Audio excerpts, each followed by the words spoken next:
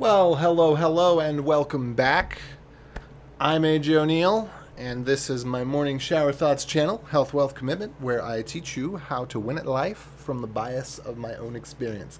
Now, that's kind of a strong claim. I really can't guarantee that you'll win at life, but I can tell you some things that have helped me. And today, this morning shower thought is, if I'm pointing at it, which I am, yes, is crystallize your intelligence. So, the last video that I did, I kind of talked about deep learning, but I don't know, something just kind of felt off to me about what I was saying. And I think maybe it was that it doesn't apply as well to everyone because I'm a little ADHD, and so I like to obsess about things for a short amount of time and really just like dig in deep. And so in a matter of a couple of hours or a couple of days or a couple of weeks, I will gain expertise in some very small niche subset of knowledge about something. And so I gave the example of learning how to fly a kite, and more, there's the different details of the kite. Anyway, but something that I thought was a little bit more broadly applicable to everybody that I think is maybe a more important message is crystallizing your intelligence. Because what works for me in being able to acquire knowledge and keep it is not just, it's the keeping it part that's important. You can learn a lot of things and you can forget them all. And I am going to forget them all because I have my brain is only so big and it can only hold so many things.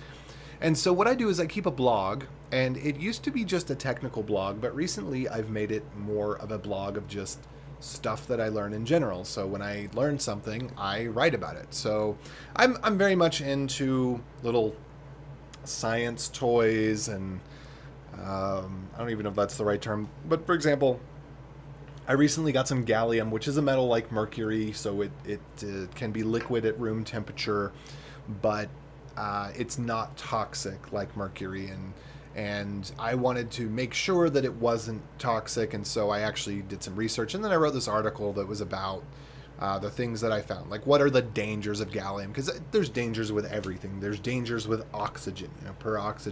Pure oxygen can pretty much spontaneously combust. There's dangers with water. You drink too much water, you get water toxicity, you die. So there's dangers with everything. Anyway, that's not the point. The point is that I've done this for things that go from hobbies to being professional pursuits, but I also just do it with everyday stuff. And it's helpful because kind of the law of the universe is entropy, that lots and lots of things are going to happen and there's lots of randomness.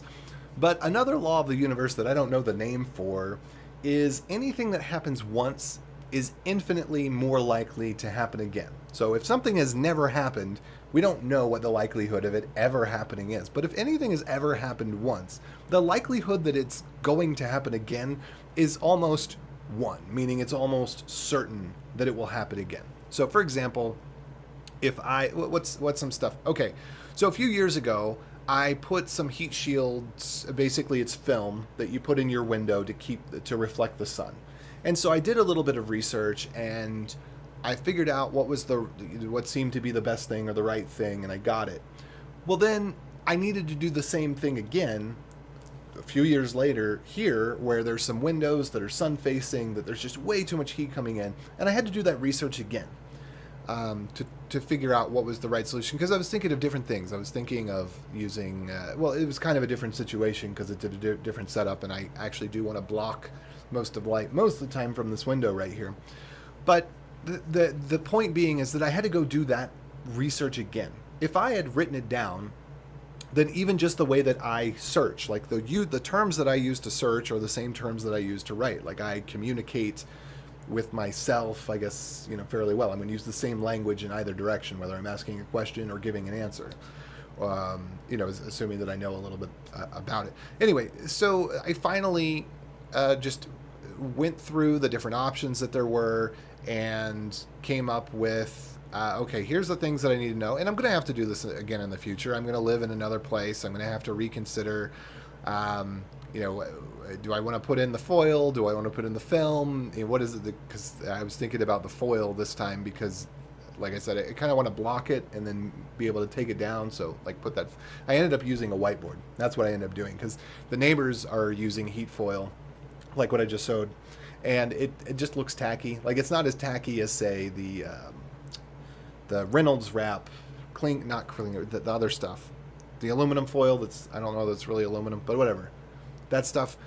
But it's not as tacky as that. But still, anyway, I put the whiteboard in there, and that actually works out pretty well. But again, not the point. I'm getting off on tangents here, but things that I want to learn about, I typically try to write them down. I put them in a blog. Then it's accessible to me via search, especially the professional stuff I do, stuff with programming, which is most of what my blog has been for the last several years, programming and IT related stuff. I will forget that I learned something sometimes. That's how forgetful I am. And I will search for it, and I will find it via search and then be like, oh yeah, that was on my blog. Or sometimes I remember, oh, this is on my blog. And I specifically go back to my blog to look for it, or I put my username, which is CoolAge86, and the search terms with things. And then, I post on other sites too. There's a couple of community sites that I post to from time to time.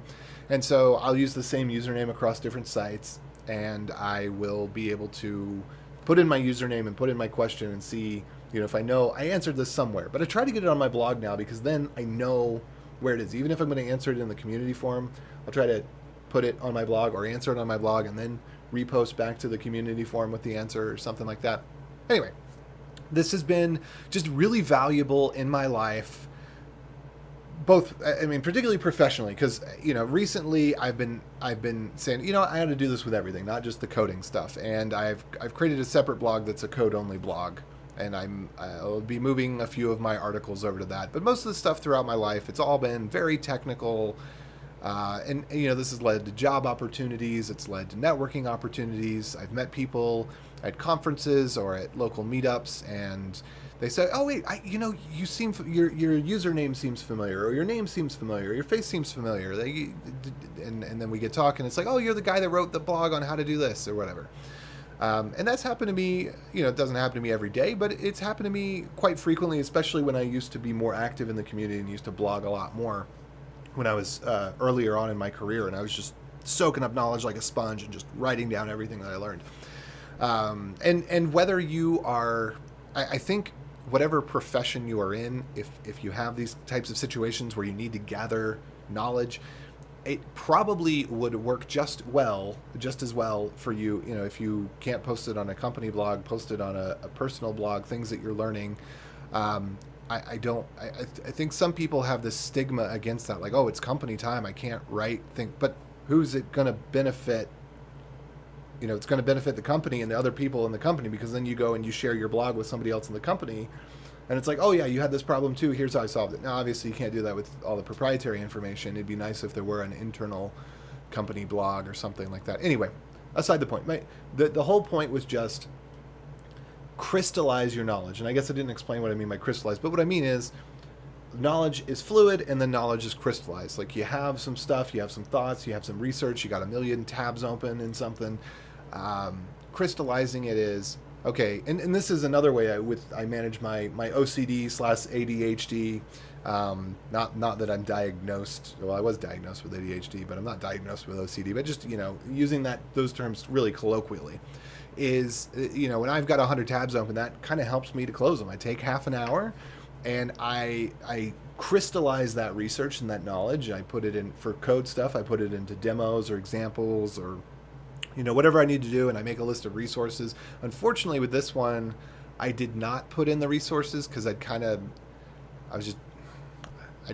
wish that I had put in links to resources. But with the kite one, for example, I've got links to the resources where I learned different things. So there's the different stuff that I get it, and some of the stuff I want to try out the watermelon kite. I'm very interested in trying that out.